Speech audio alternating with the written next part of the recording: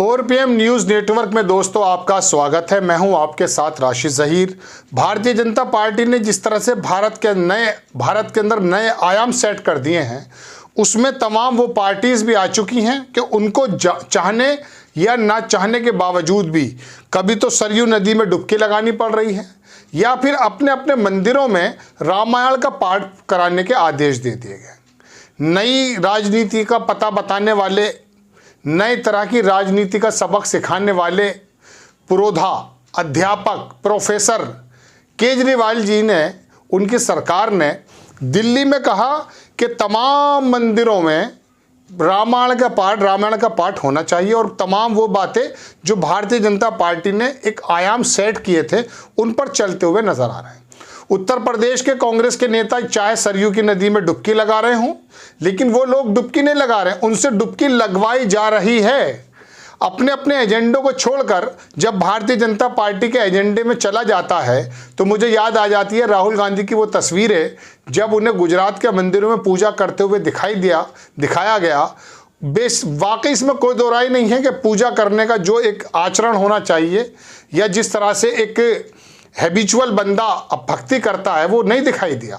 बल्कि मैं असदुद्दीन की खबर बताने जा रहा हूं आपको, लेकिन उससे पहले मुझे एक बात याद आ जाती, मैंने पहले भी आपके सामने अर्ज की है।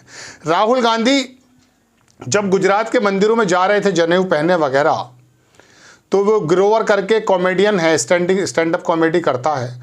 उसने कहा कि राहुल गांधी को तो एक्चुअली पूजा करना तरीका आता भी नहीं है। वो भूल गया कि लड़ाई किससे है।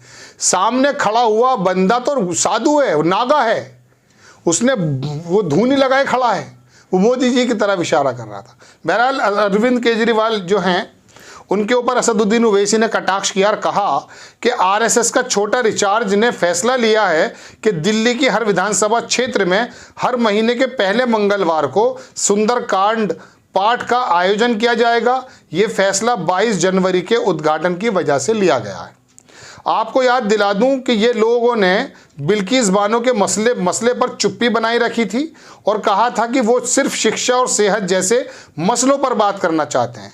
क्या सुंदरकांड पाठ शिक्षा है या सेहत है? असल बात तो यह है कि इन्हें इंसाफ से परहेज है। संघ के एजेंडे का पूरा साथ दे रहे हैं। हम बाबरी की बात भी ना करें, आप न्याय मोहब्बत फलाना का बाजा बजाते रहो और साथ में हिंदुत्व को मजबूत करते रहो। ये बात सही है। अरविंद केजरीवाल जी, अभी मैं मनीष सिसोदिया का आपको अगर संभव हुआ तो बयान दिखा पाऊंगा। गुजरात के अंदर चुनाव प्रचार में जब वो गए तो एक पत्रकार था गोदी मीडिया का, वो गाड़ी पे चढ़ गया था। उसने आकर के पूछा कि साहब बिल्किस बानो के बारे में क्या कहेंगे? तो उन्होंने कहा साहब ये मुद्दे हमारे नहीं हैं, हम सेहत शिक्षा की बात करना है। तो अब ये जो दिल्ली सरकार ने तमाम लोगों को विधानसभाओं में ये जिम्मेदारी दी है, तो योगी आदित्यनाथ जी भी ऐसी जिम्मेदारी दे रहे हैं, तो दिक्कत क्या है? उन्होंने भी कहा कि तमाम मंदिरों के अंदर पाठ होना चाहिए, खास करके उन मंदिरों में वाल्मीकि रामायण पढ़ाई जानी चाहिए जो वाल्मीकि एरियो में है, क्योंकि उनको मालूम है कि तमाम जो वोट टारगेट किस प्रकार से करना है।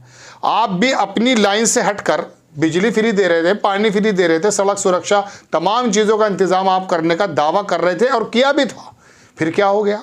चलिए आपको मैं दूसरी चीज़ दिखाता हूँ। ये तस्वीर जो है, ये इस वक्त मनीष सिसोदिया साहब जो हैं अब तो जेल में है भाई। इनसे वो पत्रकार वो है उपाध्याय नाम का, दिल्ली में जब बाढ़ वगैरह आई थी तो साइड में सूखी हुई सड़क थी, नाले में पड़ा हुआ था और बता रहा था कि केजरीवाल से सरकार संभल नहीं रही है। किसी ने इसका नाले में पड़ा हुआ फोटो और साइड की सूखी हुई सड़क दिखाई, तब जाकर शर्मिंदा हुआ, तब भी नहीं हुआ। बहरहाल इसने मनीष सिसोदिया से यहाँ बड़ा अच्छा सवाल किया। लिखता है ट्वीट पर कोई कि बिल्किस बानो के बलात्कारियों पर आम आदमी पार्टी और अरविंद केजरीवाल कुछ नहीं बोले। गुजरात चुनाव प्रचार में दिल्ली के उप सीएम और आपके दूसरे सबसे बड़े नेता मिस्टर सिसोदिया ने बिल्किस बानो पर चुप्पी साध ली। मजाक समझ रखा है क्या? स्वाति जैन क्या संदेश देना चाहते हैं देश की बेटियों को? चलिए तो इस वीडियो को अगर हम दिखा पाए तो इसमें कहा मनीष सिसोदिया ने कि ये मुद्दे उनके हैं, वो करेंगे।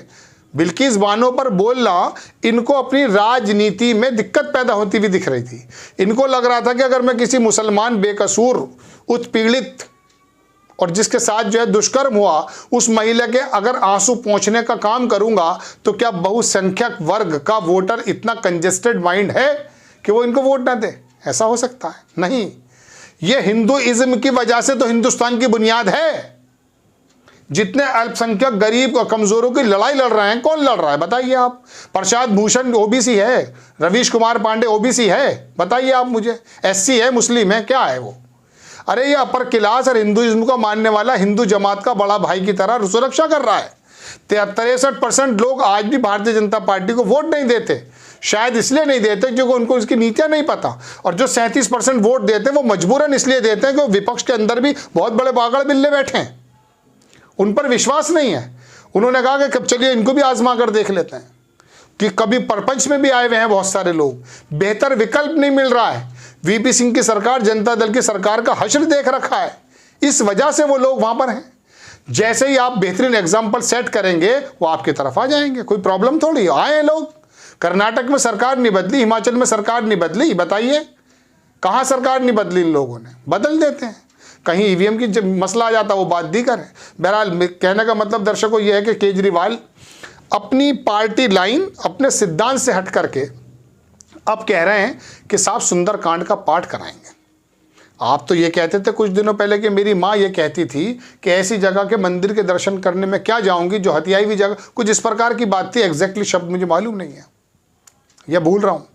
तो आप ये कहने वाले व्यक्ति अब आकर इन्हीं की पार्टी उस पर आ गए। दर्शन करना, सुंदरकांड का पाठ करना गलत नहीं है, लेकिन सरयू नदी के गोते अब से पहले कब लगा रहे थे आप? उत्तर प्रदेश के नेताओं से अगर मैं पूछूं, कांग्रेस के, पिछले साल लगाए, उससे पिछले साल लगाए, उससे पिछले साल लगाया आपने। लेकिन इस सर्दी में आपको डुबकी देने पे मजबूर कर दिया भारतीय जनता पार्टी के एजेंडे ने, आपकी गर्दनें पकड़कर डुबा दी हैं लगभग, ऐसा लगता है। और केजरीवाल, तुम तो बड़े अपने आप को समझते थे साहब, इंजीनियर हूं और मैं कमिश्नर हूं और इस दुनिया भर कर अलग बदल के रख दूंगा। क्या हुआ आपको? सुंदरकांड पाठ या पूजा पद्धति का कोई भी विरोधी नहीं है। हमारे देश की तो दरअसल बात यह है दर्शकों, मैं आपको बताऊं कि मस्जिदों में अगर मस्जिदें फुल हो जाती थी तो बाहर सड़कों पर, मंदिरों के पत्थरों पर, प्रांगणों में नमाज के लिए वक्त दिया जाता था। आज भी उत्तर प्रदेश के अंदर जब कांवड़ यात्रा निकलती है तो मुस्लिम समाज उन कांवड़ यात्रियों के जख्मों का मदावा करता है, उनके पैरों के छालों को जो है मरहम से लगाता है, शरबत पिलाता है। आज भी मोहब्बत बाकी है। लेकिन ये जो राजनीतिक नौटंकीबाज लोग हैं ना, इन लोगों ने अजीबोगरीब, अरे बात अर्थव्यवस्था की कीजिए, आप सेट कीजिए कि किस प्रकार से जो है कृषि का तमाम जो वो है फंड वो वापस क्यों हो रहा है, किसानों की हालत ख़राब क्यों है। लेकिन आप किसानों की बात करें, जवानों की बात करें, किसकी बात करें, वो खुद जो है ज़ॉम्बी बनने को तैयार है। आपको खबर कैसी लगी अपनी राय कमेंट्स बॉक्स में ज़रूर दीजिए। चैनल को सब्सक्राइब कीजिए, शेयर कीजिए। नेक्स्ट टाइम में किसी खबर के साथ हाजिर होता हूँ। जय हिंद।